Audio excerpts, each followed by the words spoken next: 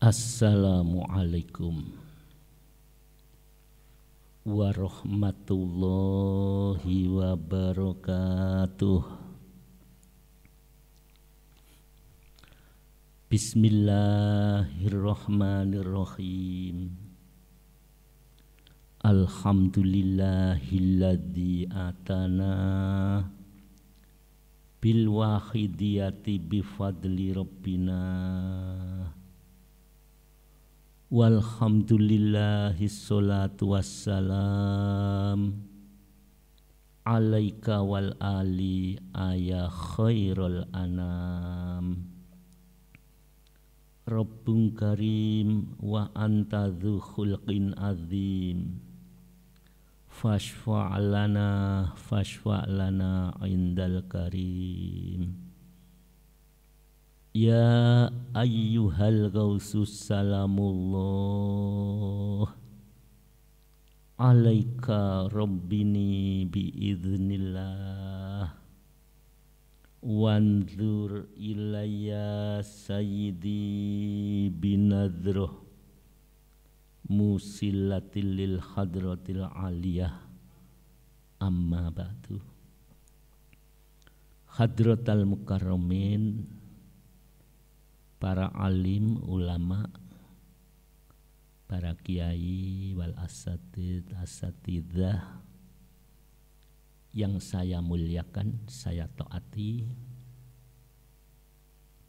kepada ketua dan pengurus Yayasan Al-Ma'ruf serta admin Alam Hikmah yang saya muliakan,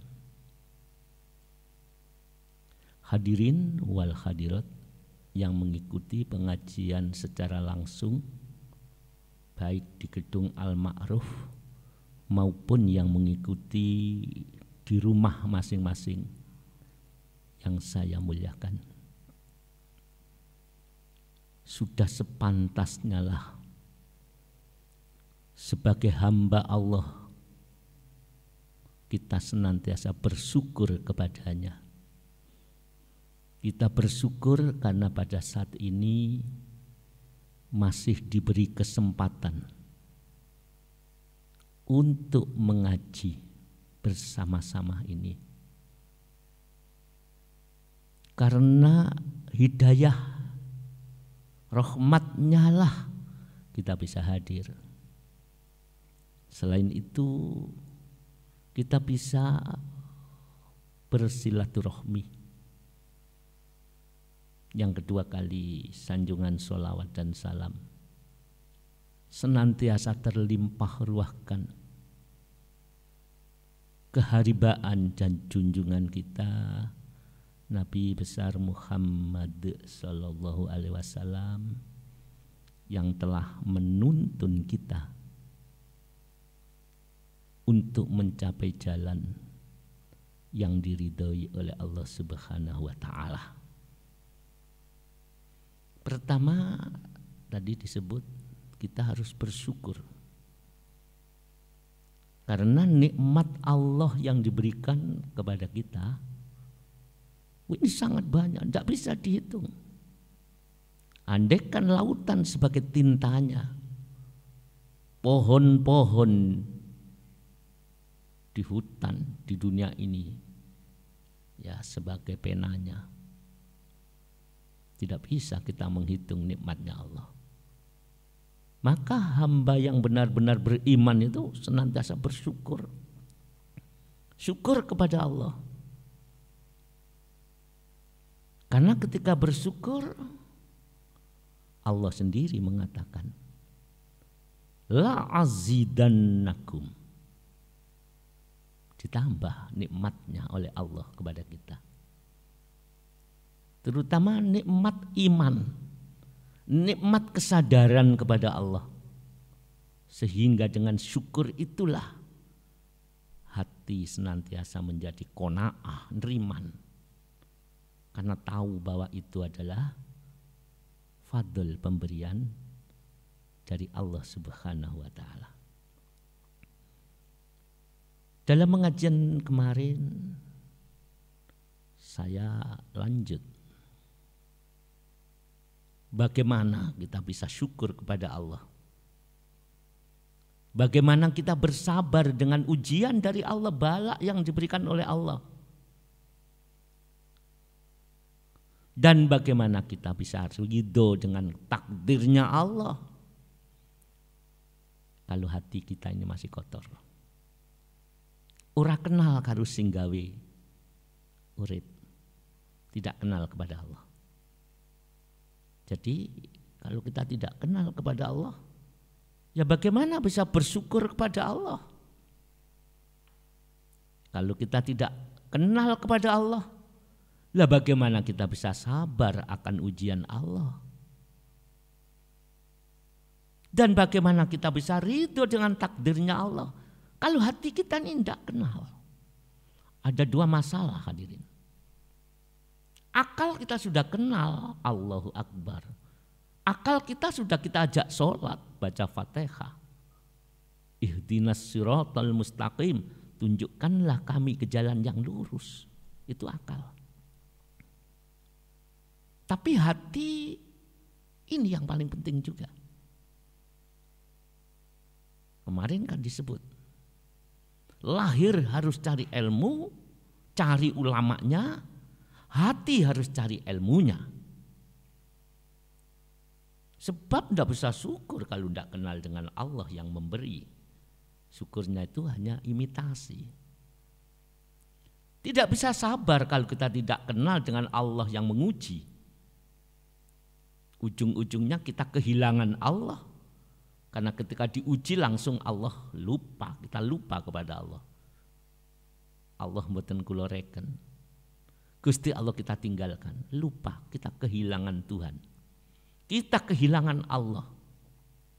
Ketika diuji, ya menangis, ya istighfar, ya menyebut asmanya, ya memuji, tapi jujur hati kehilangan Tuhan. Hati kehilangan Allah. Karena tidak ada kesabaran. Dan ini akibat bila kita tidak mengelmoni. Kemarin kita sebut ilmunya hati untuk mengenal musuh yang grogoti hati. Kita jenengan semua ini sama, diserang oleh musuh, disebut nafsu. Ya. Ilmu untuk mengetahui perjalanan jiwa, untuk menenangkan hati dan menang terhadap nafsu. Sehingga kita tahu tipu dayanya nafsu, kita mengenal bahwa nafsu itu arahnya kemana. La ammaratum bisu. Nafsu amarah lebih-lebih ngajak kejelekan. Untuk mengetahui ilmu itu, kemarin disebut namanya tasawuf. Tasawuf, ilmu pembersih hati. Jadi kita ojo salah paham. Kadang-kadang kita ini mempelajari ilmu-ilmu yang berhubungan syariat saja. Ya jujur saja. Baca ini sekian kali, mujahadah sekian kali, apalagi amalkan ini sekian kali. Banyak amalan-amalan kita lakukan, bagus itu baik. Cuma untuk lurusnya hati, untuk mencapai syukur kepada Allah yang benar.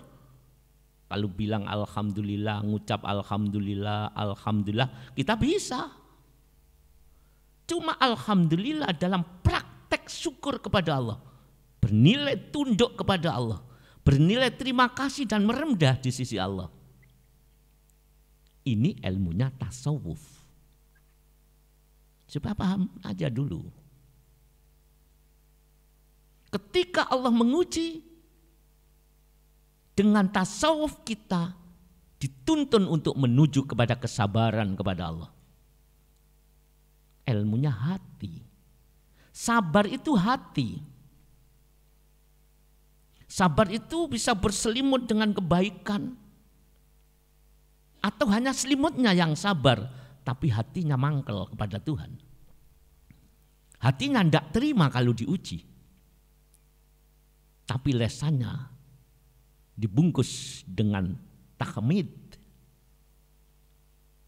Dibungkus dengan puji-pujian. Dibungkus dengan mujahadah bila perlu. Apa maneh? Dibungkus dengan baca Al-Quran. Tapi bacanya, mujahadahnya, puji-pujian. Menuntut Allah. Lepaskan aku ya Allah. Padahal Allah berhak menguji. Karena Allah yang memiliki kita. Ketika kita diuji kepingin lepas dari ujian. Ini namanya su'ul adab. Gak duit toto kromo. Maka bagaimana jalurnya dan jalan keluarnya? Ujian Allah tetap berjalan. Mohon untuk diberi kekuatan untuk menghadapi ujian. Sedangkan kulon jalan kan boten. Koyok-koyok ujiannya sedang dilepas. Allah dipaksa. Bahkan Allah istilah bahasa Jawa niku dipaidu. Ya. Cari ilmunya mumpung belum mati. Silakan ibadah yang luar biasa lahir kita. Tapi hati harus betul-betul tunduk kepada Allah 100%. Kedua-duanya harus dipakai. Maka didawuhkan oleh Allah. Yarfa'illahu alladhina amanu minkum walladzina utul ilma darajat. Jadi Allah akan mengangkat. Diangkat oleh Allah kedudukan seorang hamba itu. Orang-orang yang beriman di antara orang beriman itu. Kita beriman? Iman sungguh? Apa iman pengertian? Dan ini perlu kita koncai. Kita iman ini iman imitasi palsu, apa iman yang hakiki? Itu ilmunya tasawuf dalam hati. Lah kalau kita sampai mati orang kenal gimana ini? Mari kita buka nuansa jiwa ini agar kita betul-betul menyadari bahwa kita butuh madhep kepada Sang Pencipta. Bagaimana kita bisa ridho? Ridho dengan takdirnya Allah. Kalau kita, hati kita buntu, budak, tidak kenal kepada Allah. Hati lo ya. Kalau akal pandai, cerdas. Kalau perbuatan kita melakukan ibadah. Hati kembali lagi. Kembali. Ilmu tentang hati. Tentang untuk menjernihkan hati. Menurut kitab Syarah Al-Hikam. Syekh Abdullah Asy-Syarqawi menyatakan ilmu itu adalah tasawuf. Man sofa qalbuhu lillah. Orang yang bertasawuf hatinya, pandangannya hanya kepada Allah. Lillah, semua untuk Allah. Oke, gimana keadaan kita? Maka didawuhkan dalam salah satu hadis qudsi. Jangan-jangan al-fakir sendiri sing kena ini. Termasuk kita, mungkin jenengan ya, terutama saya. Dalam hadis qudsi itu dawuh Allah langsung kepada Kanjeng Nabi.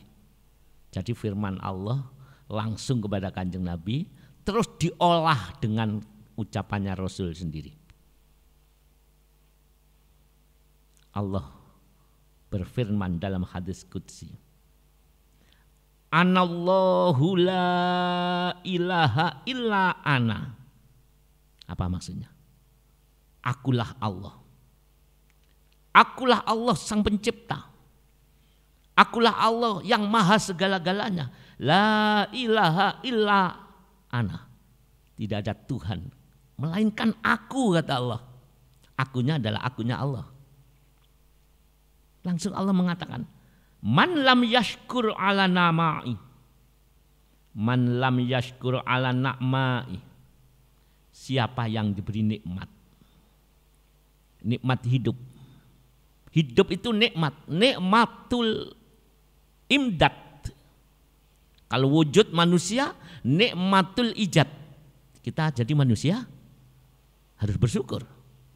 Karena Allah menciptakan, untung tidak jadi setan.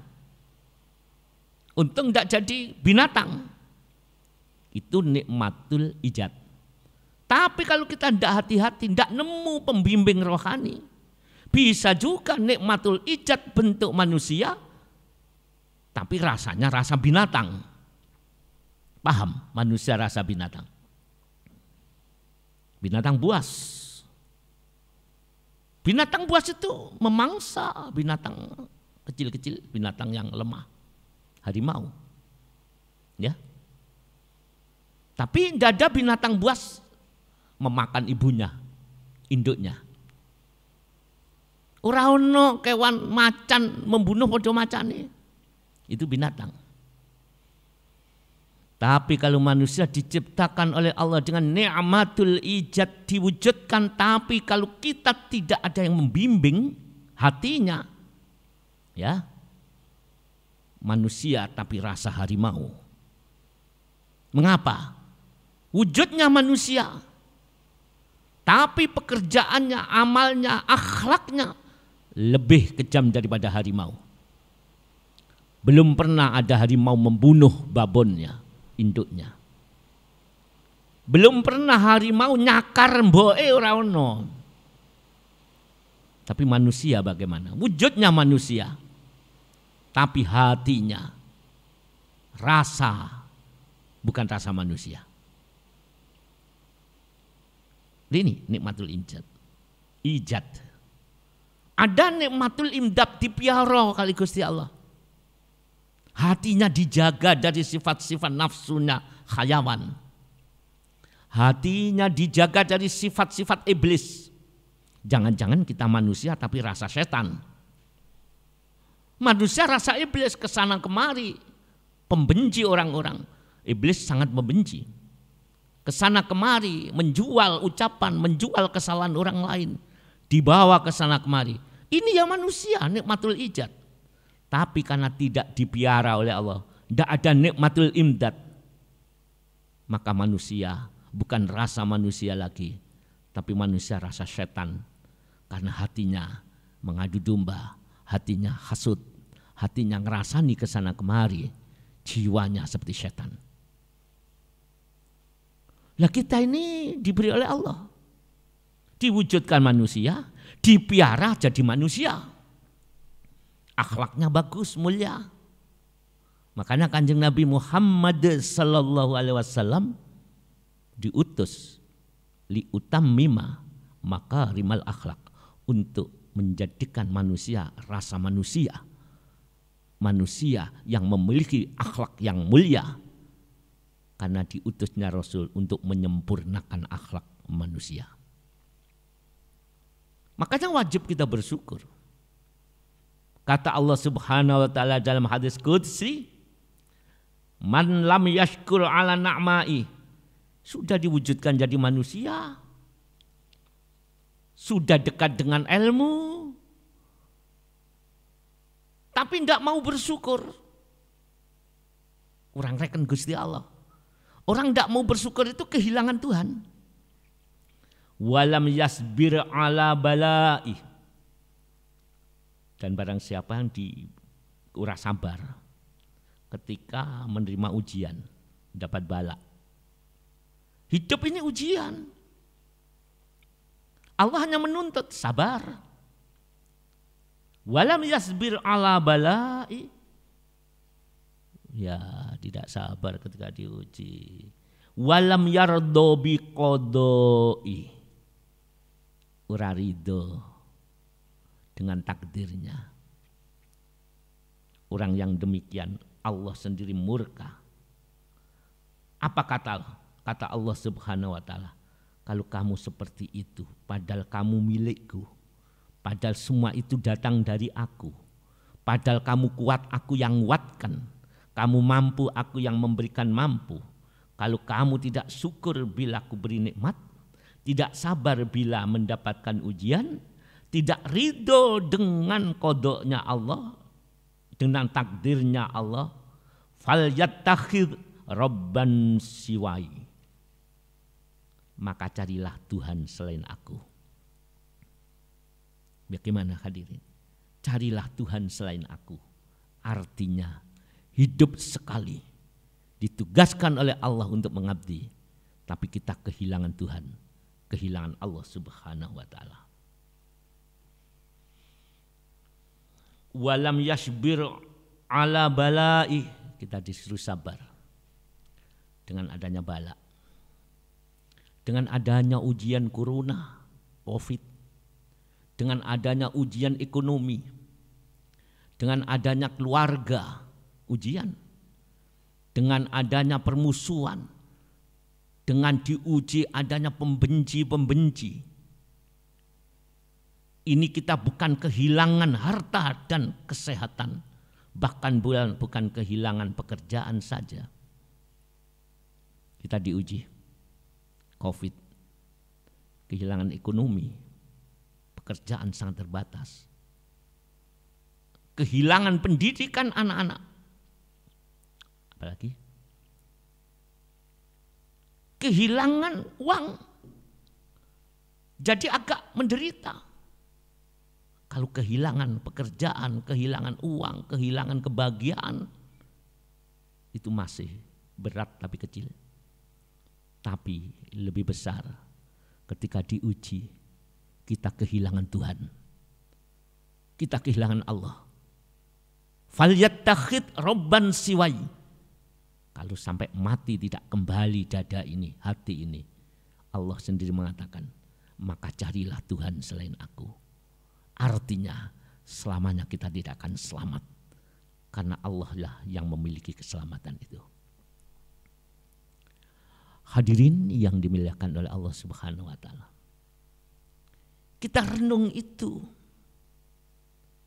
bukan hanya kehilangan harta benda, kehormatan ketika diuji, kehilangan Tuhan di hadapan kita. Karena kasih sayang Allah kita tutup, kasih sayang Allah kita putus sendiri. Karena suudon koyok-koyok Gusti Allah tidak sayang, saat itu lepas kita. Lu ilmu untuk menanam hati supaya betul-betul menuju kepada Allah, itu namanya tasawuf yang kemarin. Supaya ingatan kita ini betul-betul tahu. Nanti kalau ada orang tidak paham ngomong-ngomong bab itu, kita telan gitu saja. Kita akan kehilangan kesempatan untuk madhep kepada Allah bila itu sampai kita kehilangan. Hadirin yang saya muliakan, apa sih yang kita cari? Kedua-dua ilmu itu harus kita lakukan. Yarfa'illahu alladzina amanu minkum walladzina utul ilma darajat. Allah mengangkat derajat orang-orang beriman. Yang beriman sungguh-sungguh, yang beriman hatinya tunduk kepada Allah walaupun diberi ujian, ya, ditakdirkan yang tidak bagus atau diberi nikmat, itu iman sungguh, patuh sungguh.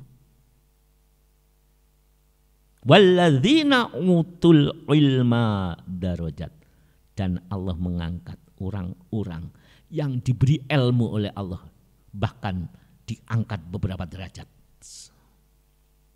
Ilmu apa ini? Ya ilmu syariat, ya ilmu hakikat, ya ilmu tasawuf.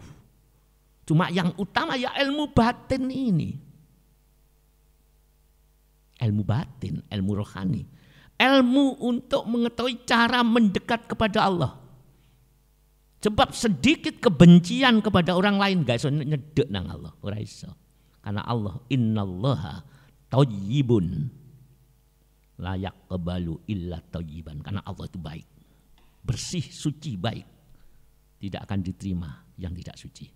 Kita menuju Allah, punya benci kepada orang satu saja, apalagi sampai di bawah mati dendam itu. Enggak akan sampai. Mati membawa bangga, satu saja. Bangga itu merasa besar dirinya. Aku anak kiai, aku ahli kitab, aku ahli mujahadah. Tidak akan sampai kepada Allah. Mati membawa pamer, ditunjukkan ibadahnya. Gila ibadahku, gila mujadahku. Ditunjukkan keramatnya bila belum. Tidak akan sampai kepada Allah. Innallaha thayyibun. La yaqbalu illa thayyiban. Kalau itu kita praktekkan, kita cari gurunya. Ya alhamdulillah ngaji terus ya. Semoga Allah meridhoi kita. Amin. Hanya perjalanan kita ini nanti di alam mahsyar. Ketika di alam mahsyar itu nanti ada surga dan ada neraka. Ini kita bagaimana ma'asyiral hadirin? Begitu indahnya 99 nikmatnya surga. Kalau di dunia satu ini. Kalau di surga 99. Satu itu misalkan ada binatang sayang kepada anaknya. Anaknya sakit. Induknya bingung, induknya menyusui. Itu termasuk satu nikmat. Ini 99 di surga. Ini kita bagaimana? Syariat itu harus benar. Hakikat harus tepat. Tasawuf perjalanan menujunya. Ibarat buah, ibarat pohon. Pohon itu ada cabang, ada akar. Akar itu tauhidnya. Cabang-cabang itu adalah syariatnya. Lah tasawuf, akhlak itu buahnya. Siapa yang mendapatkan? Ya orang-orang yang memiliki. Yang diangkat oleh Allah. Walladzina utul ilma darajat. Diangkat oleh Allah. Dengan yang diberi ilmu itu. Ya mari kita renung hadirin. Jangan-jangan kita seperti ini. Tapi tahu-tahu kita jauh. Kita punya hutang yang belum kita selesaikan.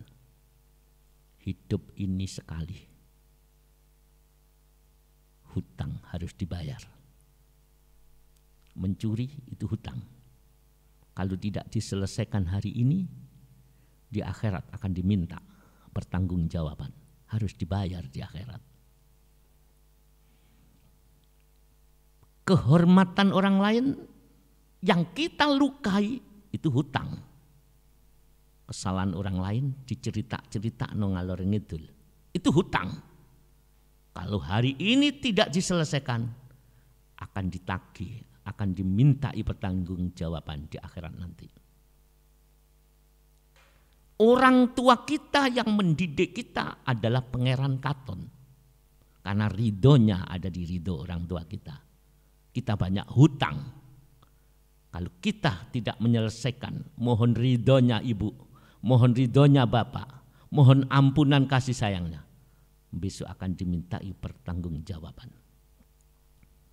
Ingat, ketika orang-orang baik ada di alam mahsyar, ini disebut ada 40 tahun, ada 70 tahun, ada 100 tahun, ada 500 tahun perjalanan.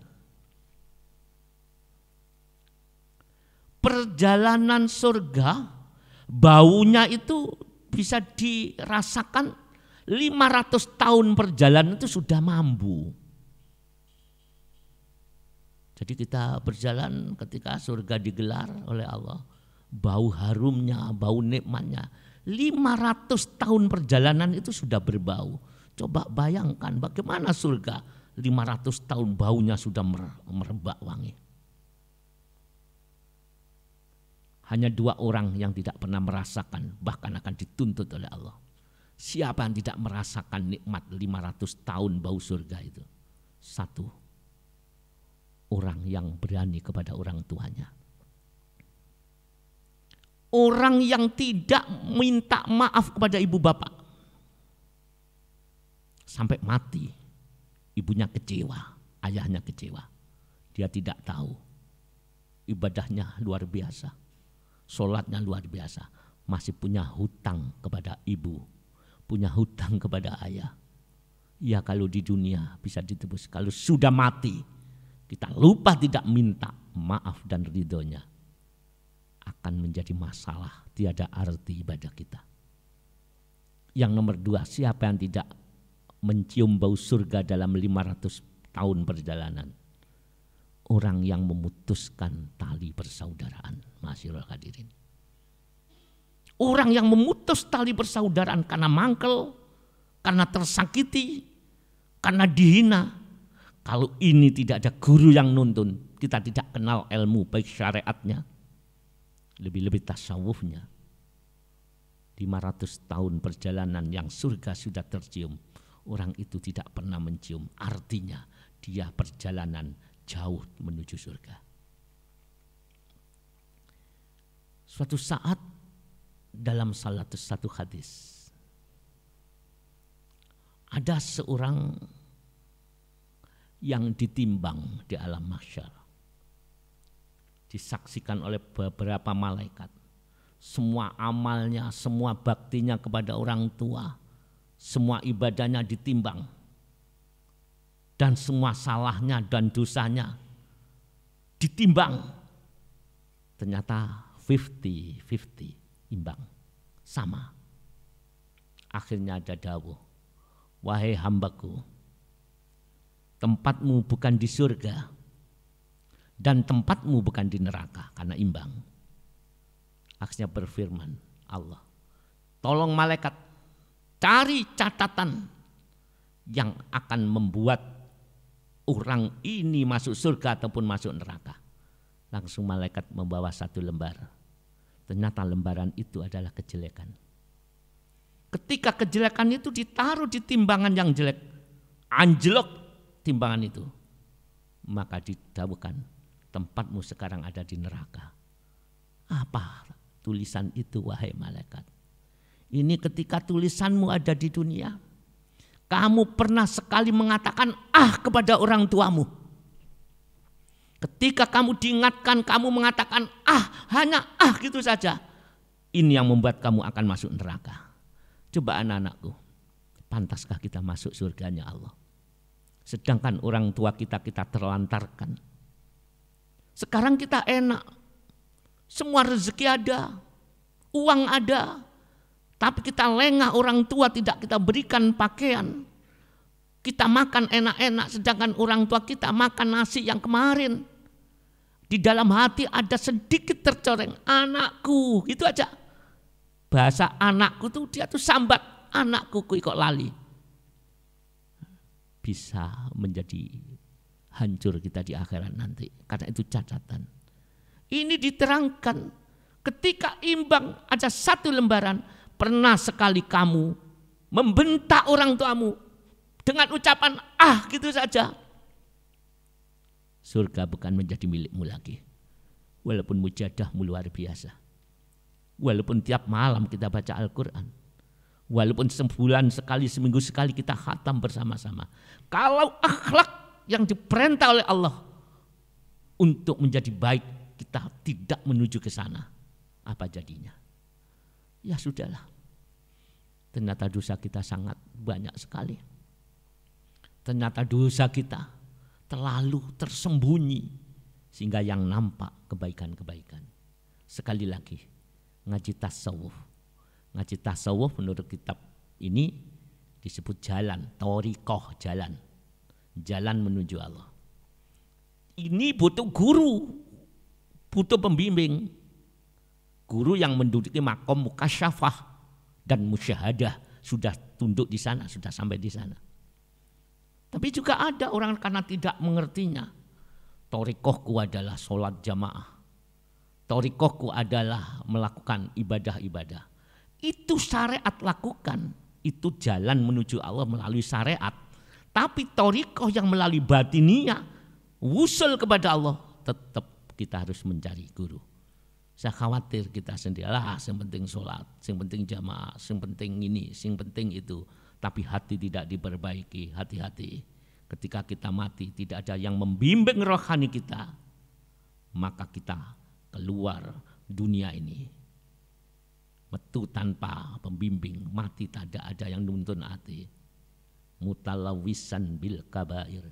Kita mati berlumuran dosa besar, artinya dosa batin, dosa hati, dosa sombong, dosa merasa aku, dosa merasa mulia, dosa merasa sudah khusyuk dan lain-lain. Wa ingka nabi ibadatis sakolain. Walaupun ibadah kita, keadaan kita adalah ibadah-ibadah yang luar biasa, sholatnya luar biasa dan seterusnya. Ya, saudara saya dimanapun berada, hati-hati.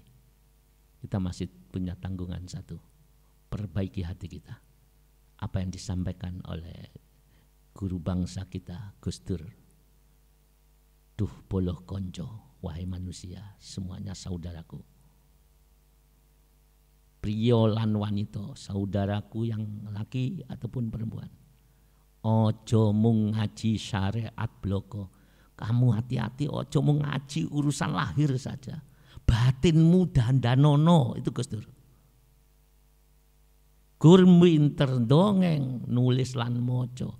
Engko isone mung pinter cerita, pinter pidato. Dihormati orang, diangkat derajatmu. Pinter dongeng, pinter nulis, mengarang kitab. Pinter moco, membaca kitab kuning, membaca kitab-kitab sebanyaknya. Tembe mburine bakal sangsara. Apa kata? Kalau kamu tidak memperbaiki hatimu, mung syariat tok, gak gelem tasawuf, gak mau urusan akhlak, tidak mau urusan tauhid yang mapan, nanti ujungnya kamu bakal sengsara. Gur mburine bakal sangsara. Ini syair yang dibaca oleh Gus Dur. Kita sebagai orang Nahdien, kita sudah diingatkan. Syariat lakukan, masuk masjid lakukan, sholat jamaah lakukan, tapi hati perbaiki. Jangan sampai kita sebagai manusia bukan rasa manusia.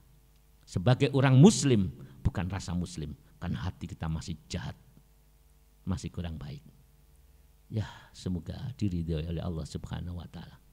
Bagi yang menyumbang untuk pengajian hari ini, baik itu yang dari Papua, baik dari Mas Pram atau dari Mas Yoyo Pekanbaru, saya ucapkan ribuan terima kasih. Semoga Allah meridhoi panjenengan semua dan teman-teman.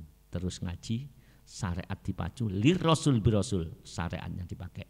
Sholatnya monggo, ngajinya monggo, mujadahnya monggo. Tapi hati harus dikuroni dan diilmoni. Mari kita doakan semuanya. Semoga Allah meridhoi. Al-Fatihah.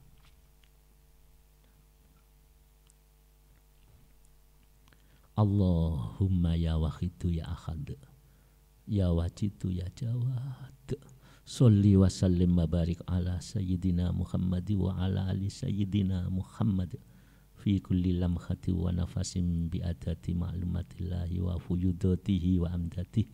Allahumma ya wahidu ya ahad, ya wajidu ya jawad, sholli wa sallim wa barik ala sayyidina Muhammad wa ala ali sayyidina Muhammad fi kulli lamhati wa nafasim bi adati ma'lumatillahi wa fuyudati wa amdati. Selamat berjuang untuk keselamatan lahir batin dirinya, keluarganya dan umat masyarakat. Syariat mari kita cari. Tasawuf urusan hati untuk wusul madhep marang Allah harus kita lakukan juga. Semoga Allah melindungi kita, menuntun kita, sehingga ujungnya husnul khotimah, lahir batin menjadi yang dicontohkan Rasulullah. Wabillahi taufiq wal hidayah, wallahul muwafiq ila aqwamit thoriq. Wassalamualaikum warahmatullahi wabarakatuh.